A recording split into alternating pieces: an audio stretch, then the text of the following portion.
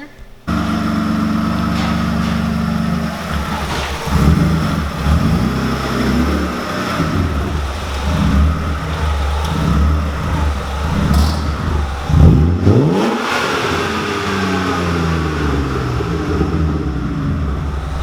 That vacuum leak though. Look how slow it like came down.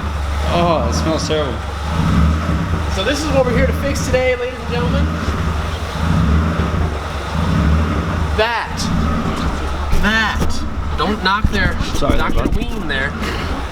That is our issue there. So vacuum leak time. So let's go ahead and fix that. All right. Close the door. Close the door. Hey, I'm just filmer. I don't know how to do anything else. Look at the beam. The beam. Bean Burrito is in the building. Yeah. Got three of the 4 cars.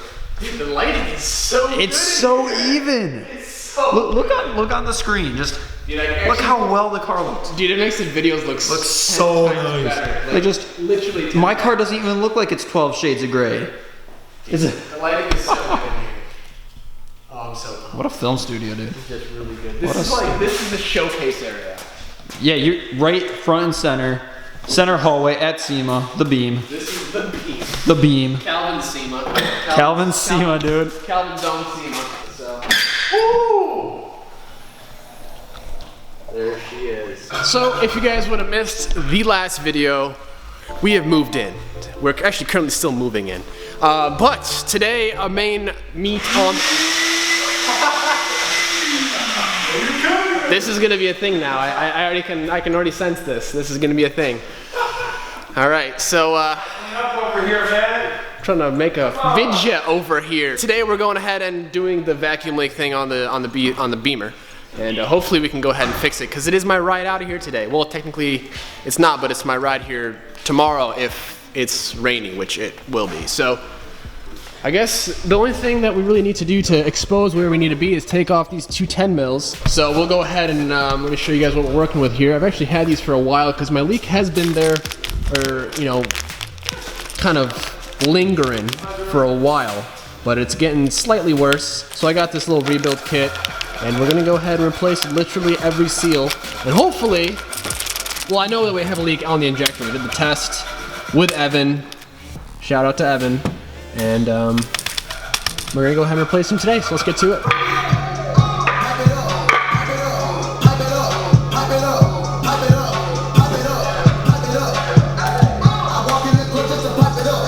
I farted in that clip. I don't know if that picked it up. Wow.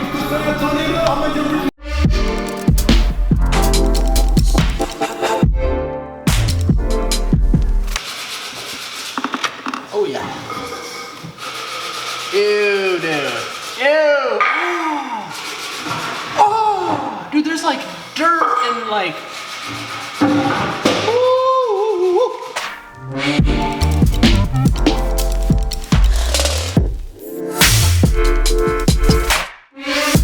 Alright, well, we actually got it out. This is not the leaky one. The leaky one was number 2, so we'll see how bad that one was. But we're gonna go ahead and replace this one as well. We're gonna replace all of them, just because we can. But okay, so like I said, we're gonna go ahead and replace all of this. As you can see, we have pretty much everything from the pintle cap, this little O-ring, we have this little rubber or plastic seal, I guess. And there's nothing there, and then one here, and I guess that's it. So there's 4 per. So let's get into it there, gentlemen. Whoa, whoa, whoa, whoa, oh God, getting reckless, it's okay. A hack. And there you have it, there's your old pin tile, looking like junk. There it is. I get right up close. That's good. Get up close. Oh, there she is. There she is, yes. There's my leak. She torn. This is my number 2 cylinder, which is giving me problems. Whoa. Jeez. Mm-hmm. Yeah, that's not gonna seal anything. That's where our problem was, for sure. So here we are, fixing her up. Dude, that's actually really bad.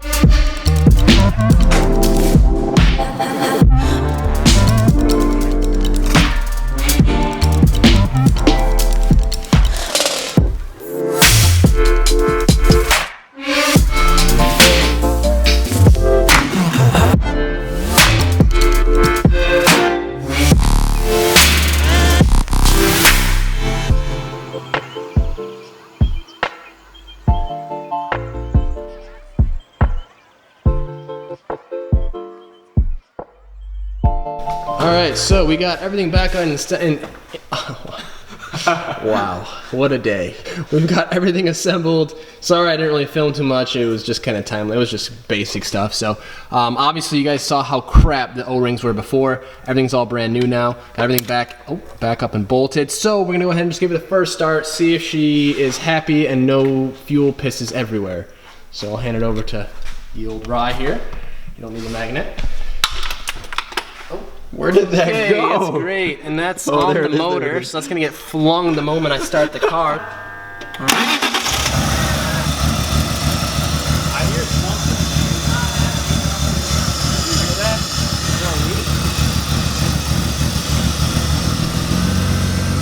Oh, you know what? I flooded the motor because I got so much fuel price up in there. So now the it's rail.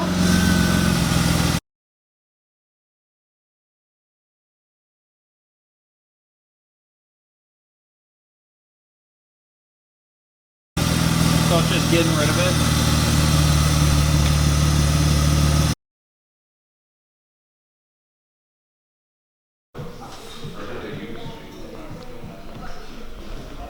Alright guys, we're continuing off this video, and as you guys would have last saw, we did all the O-rings on the fuel rail. Basically, been driving it for a day or two now, and it still kind of has a little bit what feels like a vacuum leak somewhere. So I'm going to go ahead and do another vacuum leak test. I'm going to get some soapy water, and we'll go ahead and kind of hook up some air to the actual intake. Maybe it's actually in my, because this is like a common spot for it to leak, but honestly guys, I think mine's fine.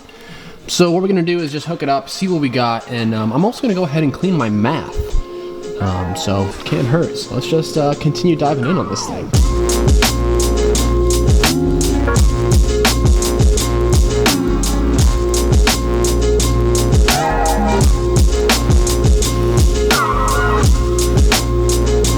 So I just did our little vacuum test, and to be honest, I couldn't find any leaks anywhere. It was holding pressure inside the intake pipe the whole time, and there's nothing. The leak that we had on our fuel injector is now gone. So I don't know. I replaced the TPS, so that's got to be good. Now I'm gonna go ahead and just kind of clean out the MAF. We'll see if that does anything. So luckily, Mr.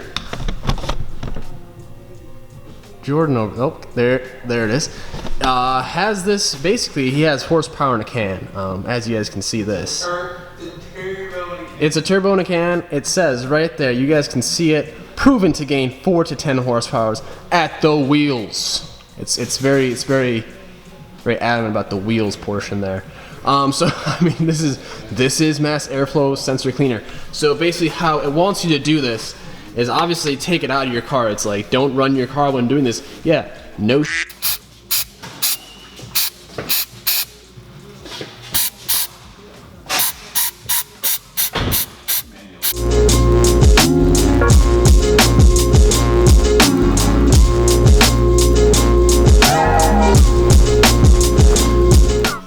Alright, so honestly this might be like part of my issue. I'd assume the MAF doesn't really like jumping around like that, so I'm going to try and go ahead and see if I can make a little bracket that will hold this and maybe just tie it into that guy right there. So just a little... So I actually found this, I knew I had these somewhere and I was like, where the hell are these guys? These have been sitting for probably a good couple of years. So I'm thinking, here's what I'm thinking. Chuck that on this bolt right here, and we can get that to line up with that bolt on the back of the actual filter. We'll probably have to do a little bit of bending here and there on the piece of metal, but I mean, that's gonna work perfectly.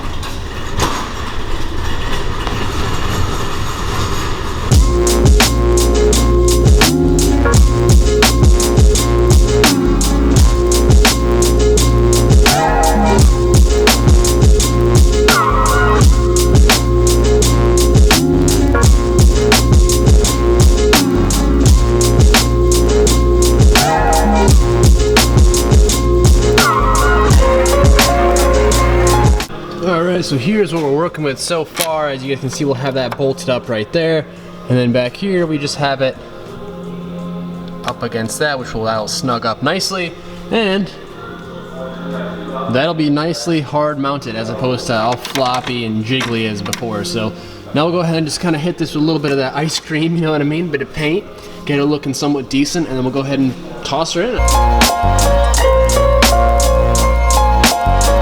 So I'm saving up for a new lens, guys. Bear with me, I'm sorry. But as that dries, I mean, the car is pretty much ready to go.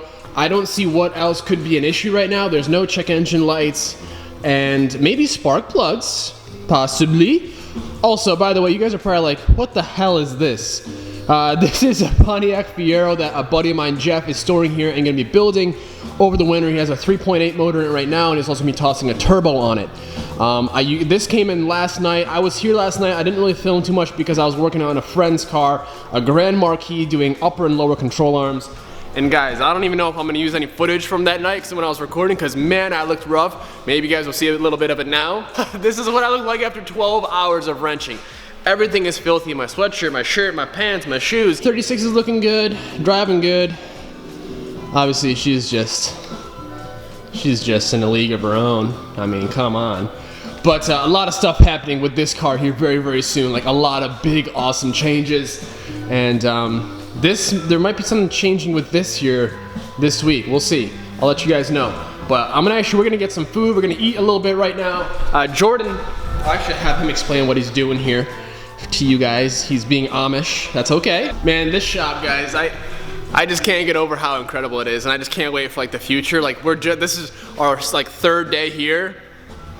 It's just gonna get so much better, and I seriously cannot just wait for you guys to be there. If you guys are not yet subscribed, please go ahead and subscribe.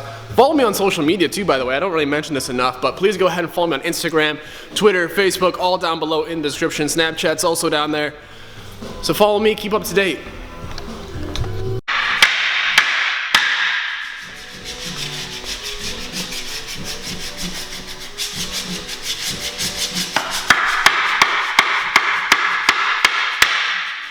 Would you like to explain to the people what you're doing there, Raymore and Jordan?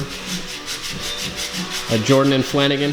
Handcrafted coffee table.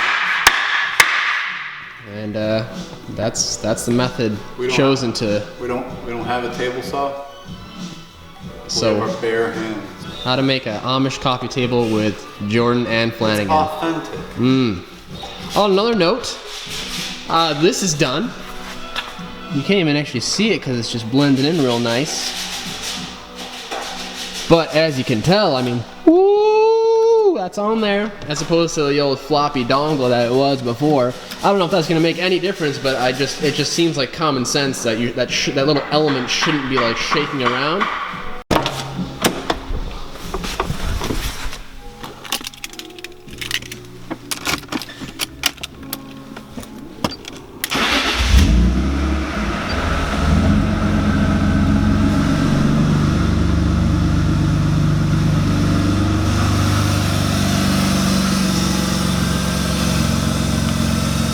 What would today be without some Subaru problems? Am I right? Like, what's a video now without trying to fix a Subaru?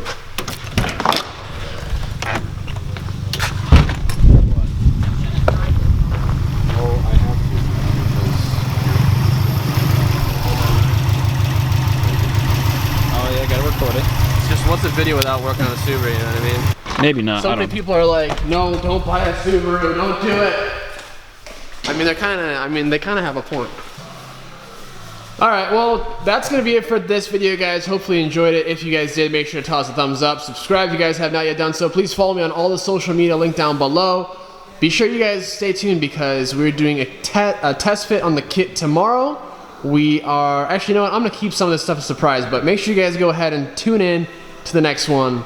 I'll see you guys. Have a good night. Subscribe to Wicked Street Media again. I'll see you guys in the next one. Later. Alright guys, so it's like 2 a.m. Well, it's 1 a.m., but it's like technically 2 a.m. because daylight savings. Just leaving the shop right now, and honestly guys, just a quick update on the BMW as far as like performance, you know, after what we did today. It feels like it's not sputtering under light throttle anymore, so I don't know if just cleaning the math helped us out there.